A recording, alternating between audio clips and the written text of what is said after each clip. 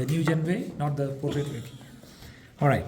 So when we have a cast, the first thing, you're recording, right? The first thing you want to do is you want to make sure that your cast is trimmed, that the walls are not too high. If these walls are very high, then you get shadows onto the thing and you can't see exactly where it is, where your vestibule is. So if I were to show you like this, you can see there is a disto buckle of tuberosity here. You can see that there is something coming down like this, which is a zygomatic process of maxillary bone. Okay, and this becomes your vestibule. Frenum, you're going to open up the frenum completely. Here again, you can see that zygomatic crest very clearly visible. Okay, it's too much for one. Okay, all right. So here we go. And here again, don't trim the cast so short, because in all probability you're losing the hamular notch. So don't trim the cast so much. Make sure you have a little bit extension to that cast so that you can actually mark the, and you can see this shadow, right? You can see the shadow. So you're going to draw with this shadow. This is a zygomatic crest. This is a frenum. You're going to open the frenum and draw that. Okay. When it comes to the spacer, you have two relief areas in maxilla. One is the incisive papilla. Incisive papilla is usually behind your central incisors. It may migrate more anteriorly when the incisors are extracted and there's resorption. So this is your incisive papilla. Okay. This is your incisive papilla. Okay. I'm sorry, my cameramen are crazy. Okay. All right. So this is the mid-palatine raphe. Can you see that raphe?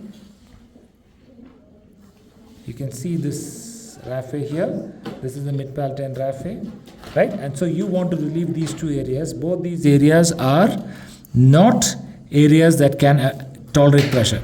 If you feel at the back here,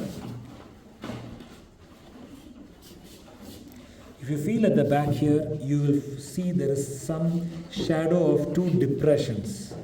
This is the fovea palatini. So your extension of your tray should be slightly beyond the fovea palatini, and your wax should be about 5 millimeters away from the fovea.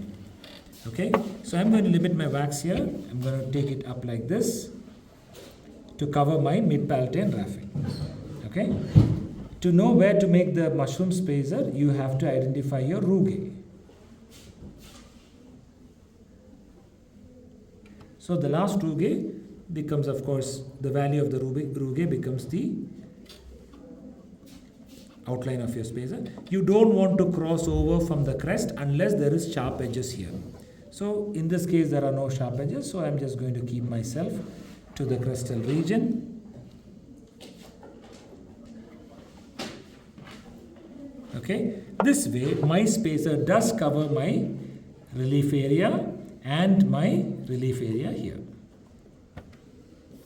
Okay, there is no spacer design that will not cover your relief area because they are relief areas, anatomical relief areas.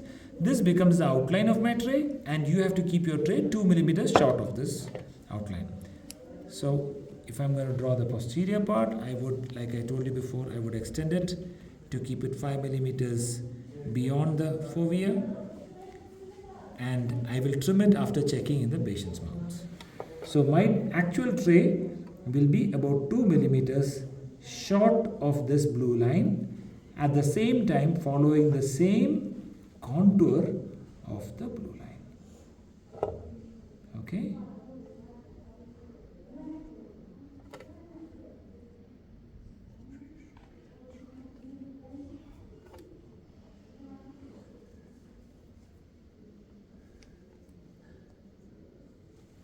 When it comes into the hamular notch, you want to merge the tray. You don't want to leave a 2 millimeter gap to the line. Right, clear? So you don't need to block out undercuts unless they are bilaterally opposing. There was one more pencil somebody had, blue and like this. No? Okay. I have. I think. Okay. You don't want to block unless they are bilaterally opposing, or bilaterally opposing, or bilaterally opposing. You don't want to block undercuts. These two are not bilaterally opposing. So you can just change the path of insertion Don't insert like this, you insert it like this, and the problem will be solved. Every time you add block out wax, your tray is going to stay away from the ridge. It means more bulky border molding, and you don't want that. Okay. Mandible. In mandible, again, first thing you want to identify is retromolar pad in the patient's mouth. Okay. After you identify in the patient's mouth, you want to make sure it is there in your impression, and it should be there in your cast. So here, what happened to the retromolar pad? On one side, we have retromolar pad, as you can see, Herme, it is there, but this side,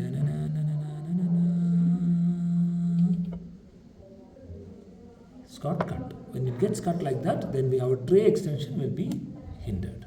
So try not to do that. This area needs to be completely removed.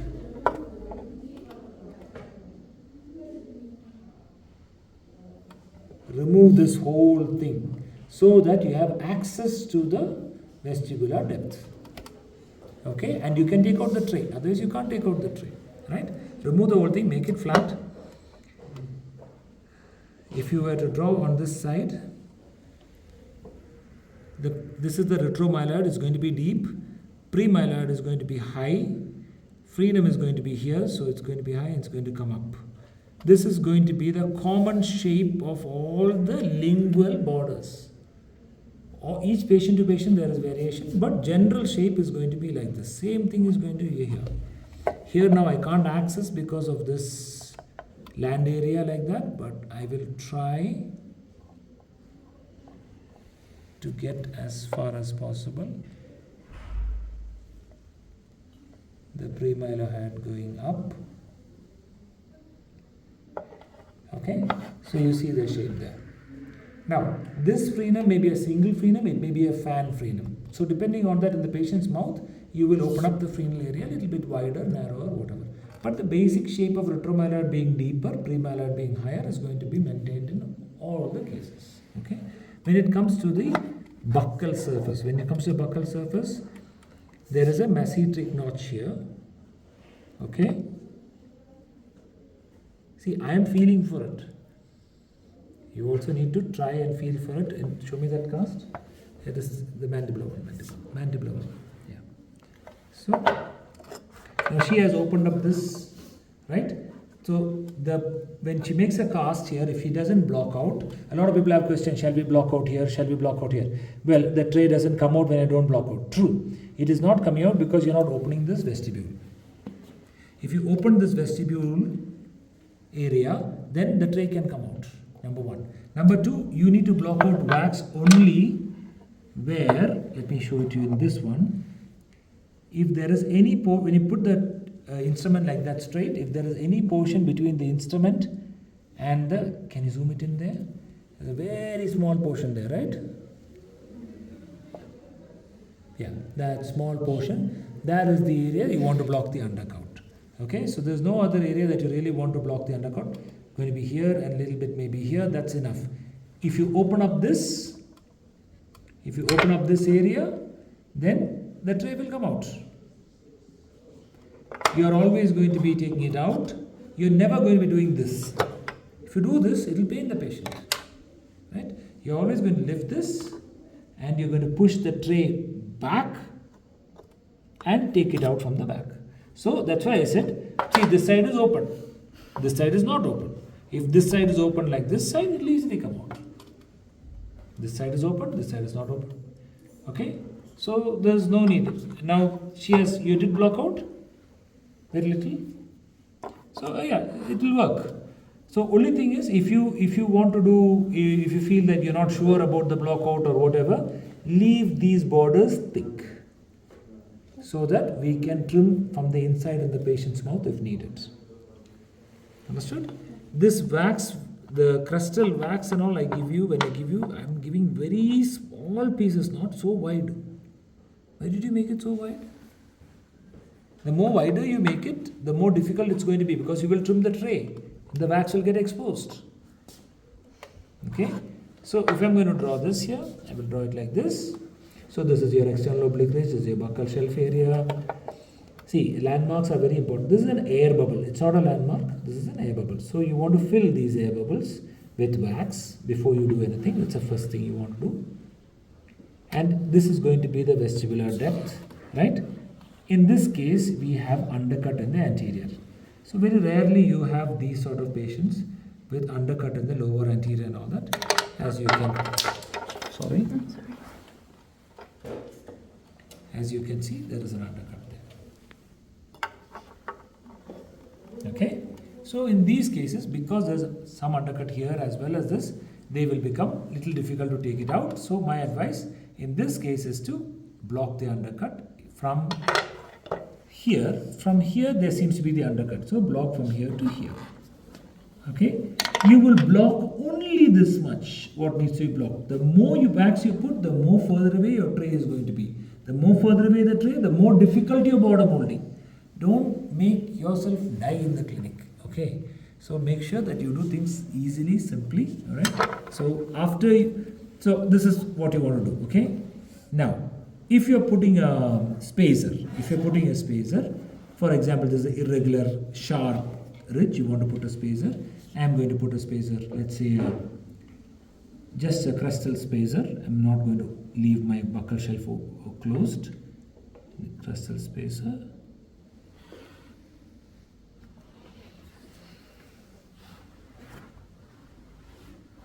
Okay, I'm not going to my retromolar pad. If you want, there are some designs that you can cover, but I'm just wanting to close this. I just want to cover my crest. Okay, obviously, you know, I told you there should be a wax undercut blocking here. After that, the spacer will be one layer of wax. Undercut blocking is melted wax applied there. Spacer is always one sheet thickness paste. Okay, after that, you want to open. Whenever there is a spacer, there must be a stop. So you're going to give two notches. This is because the entire crest is being covered. In the mushroom spacer, entire crest is not covered. The palatal portion is all open. Okay. So 4 stops you're going to give, and you're going to have wax spacer, and keep your tray 2 millimeters short of the blue line. Okay, all over. Now the order of the procedure.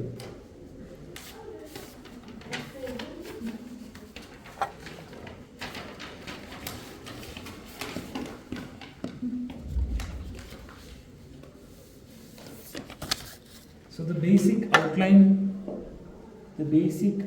of your lingual flange.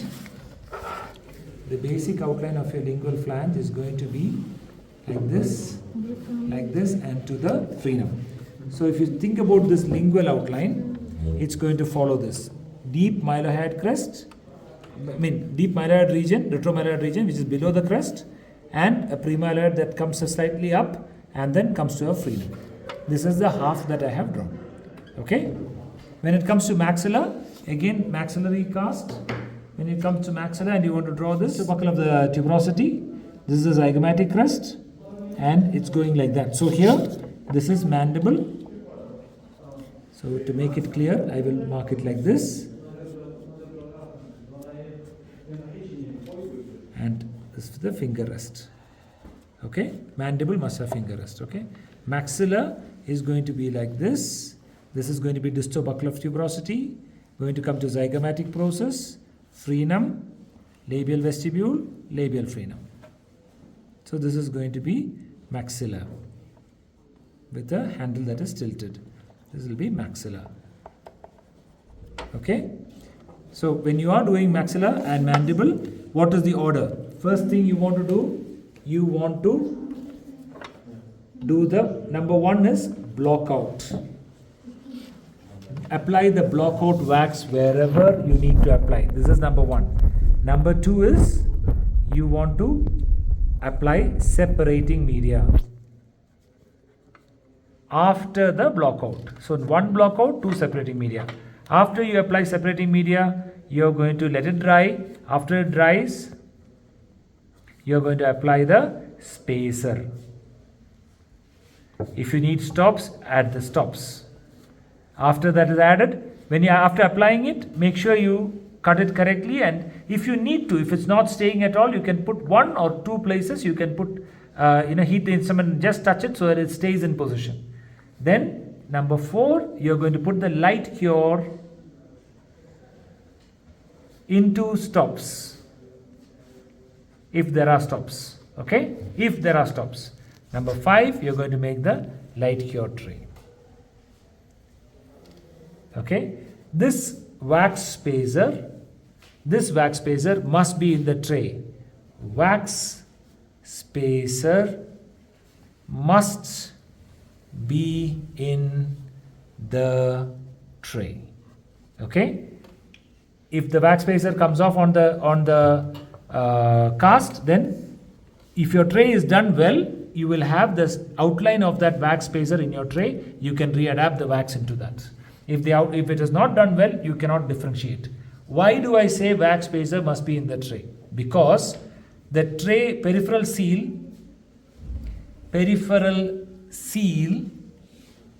works on negative pressure. Okay, so it's like the suction cup that you have. You press it against the wall, the air goes out, and negative pressure is there in the suction cup, right? So if there is the wax, you made the wax and left the wax on the cast, and the tray has a space now where the wax was. So there will never be negative pressure, there will be air inside. So you'll never know if there's a peripheral seal. This is the reason why wax should be there in the tray while doing border molding. After border molding, I'm writing it down so that you don't miss. After border molding, remove the wax before impression. Okay, why we did the wax? We wanted to avoid pressure on the tissues, so we remove the wax so that the pressure is relieved, and we will put vents in the area of the wax, because according to 5th law of fluids, any fluid in a closed container will exert pressure on all areas. So again, tissue will get exerted. So we will put vents. Oftentimes we put vent on the incisive papilla region, on the height of the roof of the palate, the highest portion, and maybe one just near the end of the wax spacer. So these are the 3 areas we usually put vents. The vent should be at least this much wide. Okay, it will not be very small, it won't help. If it's very big, everything will come out. Okay, actually there's a measurement for the drill and all. I'm not getting into all that story, but minimum 3. 1 at the incisive papilla area, 1 in the deepest portion of the palate, and 1 behind at the posterior most portion. These 3 vents should be there after you remove the wax, and then you're ready for your impression. Once the wax is removed, do not expect retention. Retention will be there only as long as the wax is there and you have done border molding, because there was negative pressure. The moment you remove the wax, negative pressure is gone, retention is gone. Moment you put the vent, everything is gone. Then only it will come back when the material sets, closing the entire space. Clear? Okay, thank you so much.